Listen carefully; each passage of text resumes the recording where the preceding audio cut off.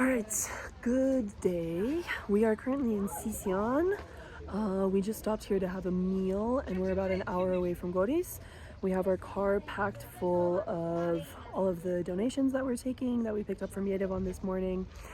And we will probably be working the night shift, manning the tent, handing out all of the supplies tonight.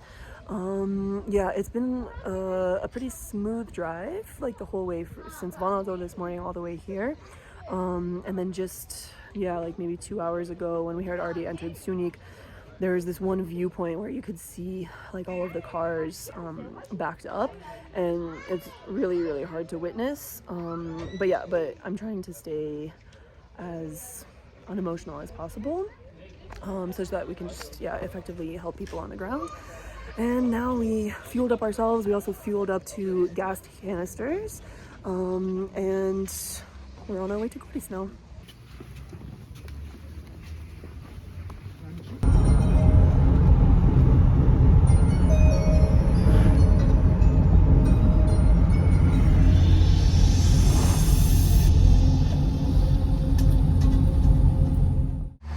So we've just arrived in Goris. We are right by Haraparak, and we're gonna take the first round of things to the All for Armenia tent.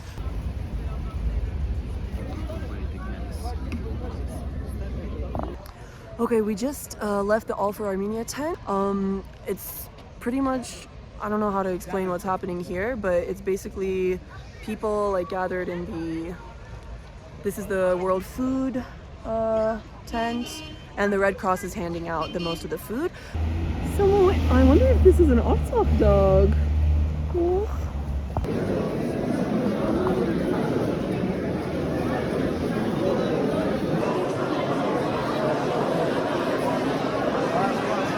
Alright, we're currently inside of the Goris Theater. This is where the Red Cross is distributing a lot of aid, and also people are sleeping, they're spending the night in the theater space itself.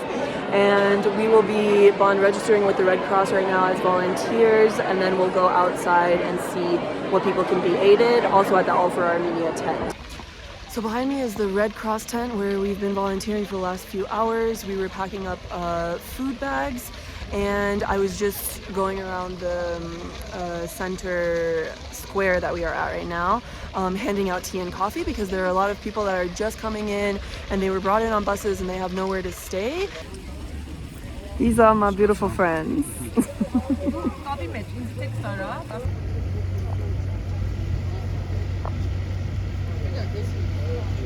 So we ran into a little issue, which is that the benzene that we have in the canisters is smelling up the whole car, and we can't transport all of the food that we're going to take to Kornizor tomorrow with all of the benzene canisters. So now we ran into our friend Avet, who also was living in Vanadzor for a while. He's here doing documentary filmmaking, and we are moving all of the benzene into his car, and he will drive it tomorrow. Thus, we will be able to jam pack our car with all of the food and supplies.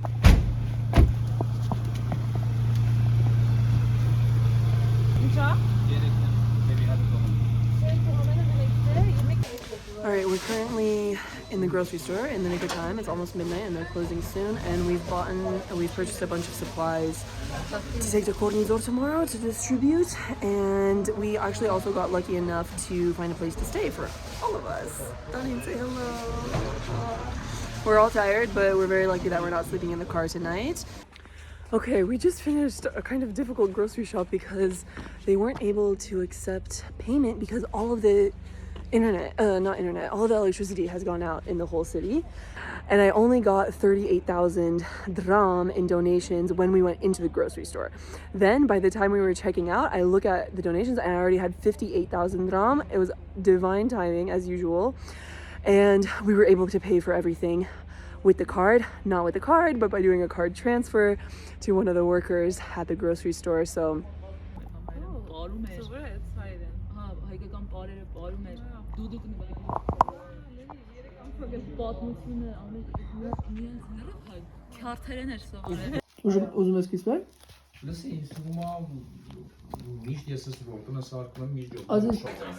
Okay, we have arrived back at this hostel situation. We're snacking on some food and we're trying to understand what our energy levels are, if we will go back to the Red Cross tent to continue making barduch, or if we sleep here for a little bit and go like back early in the morning. So grateful. Aren't you grateful, John? How? Very grateful.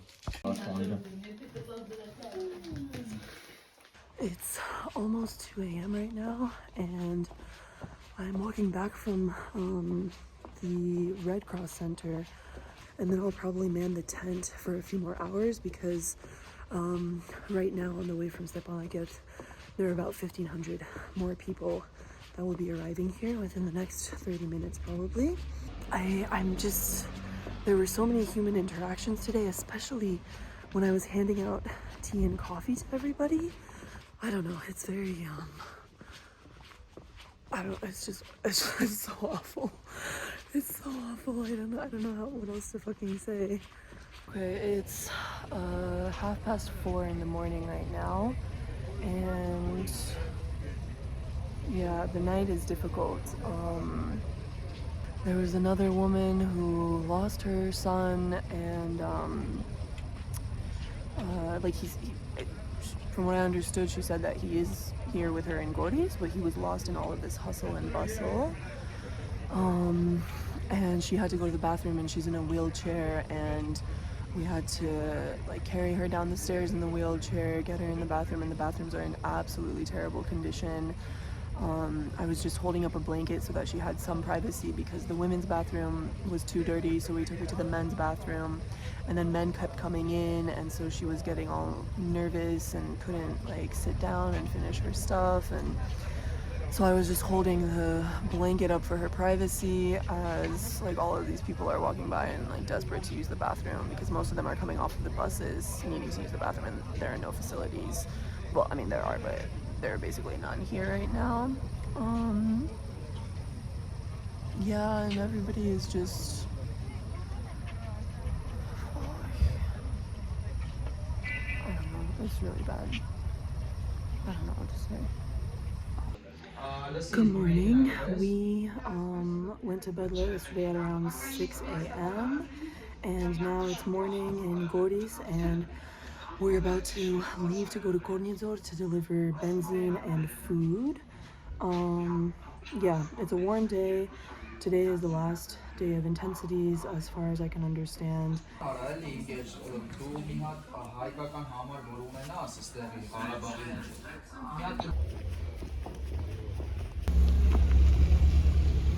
So I'm currently on my way to an ATM while the rest of the crew gets gathered.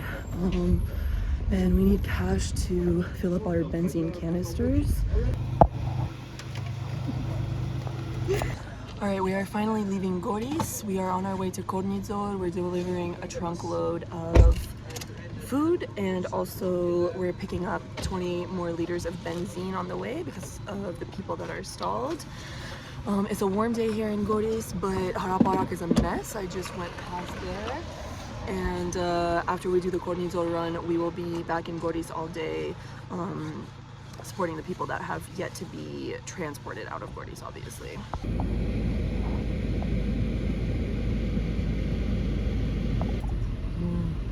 Turn left. So we've driven out of Goris just now, and so I haven't gone to Karabakh in years, but this is the road to Karabakh, and there's a stop right there, like it's a viewpoint also over Goris, and I just had like this intense flashback to when I was hitching here with Cosmo, and we actually got attacked by this huge dog right there at that spot, and I don't know why I was surprised to see that we're passing that, because of course this is that road. But anyway, yeah, I have a lot of memories on this road now that are being activated that I guess I wasn't braced for. But yeah, we're part of the way to Kornizor now, and we'll be there soon.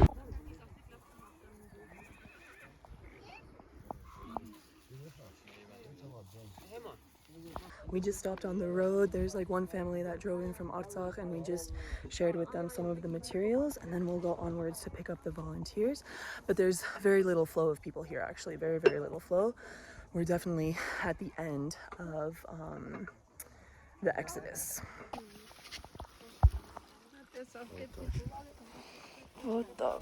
Хоть доедете чуть-чуть подальше. Азиз, осторожно, тут проливается. Третий день не могу себя прийти. Во-первых, ребенок. Во-вторых, внуки. В-третьих, вот эта вся ситуация. Я говорю, да я привел на озеро, что там говорить.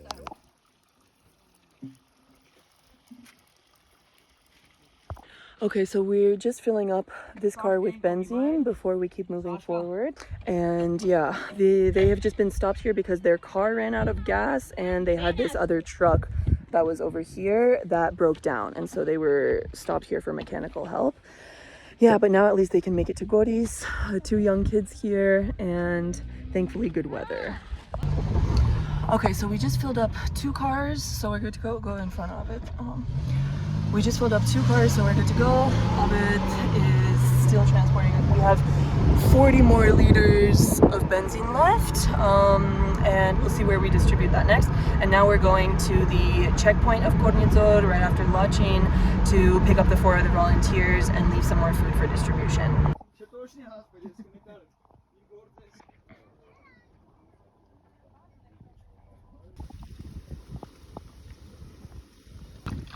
Alright, so we're currently as far as we can go. Just behind me is the road to the Lachin corridor. Obviously it's only one-way movement at the moment.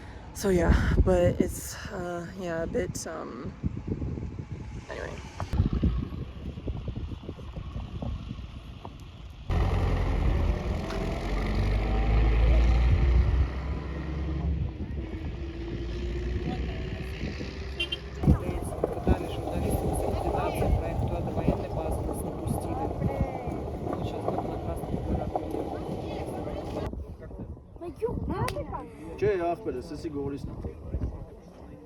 Okay, we're still at the border. We just saw a bunch of Red Cross trucks rush in, and then after we saw the Red Cross trucks rush in, there was a guy who drove in from Artsakh who said that there was a bus that broke down that had 25 to 30 like invalids and old people. So they're trying to get them out because they're just stuck broken down on the road, but the Goris government is already aware, and I believe they're sending the bus, and I assume that the Red Cross is helping somehow.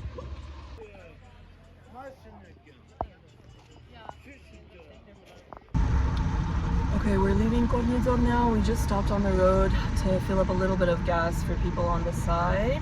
And we heard from our friends in Goris that there is somebody else who needs gas, but we don't know exactly where they are.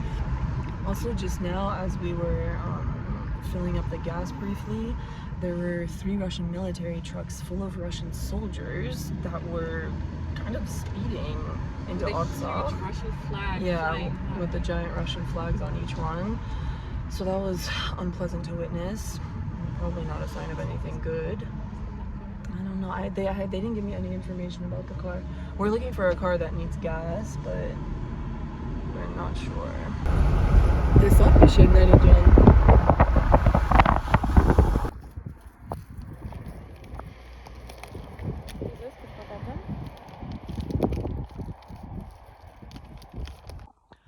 We've stopped at overlook point. This overlooking Goris. We have a good view right now. We've just stopped to take a breather before we go back into the center. There's quite a lot of chaos happening right now around the tent where we're gonna deliver all of the clothes to, and yeah, and get fed, and then probably do a round of volunteering until the night. See how much steam we've got left.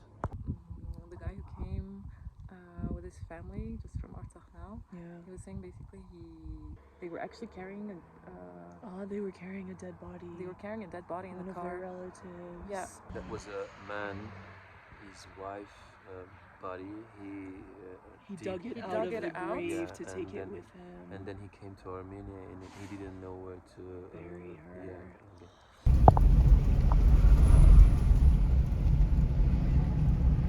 There are French-speaking girls over there, but then Tallinn is there. Oh, look how cute they are. Can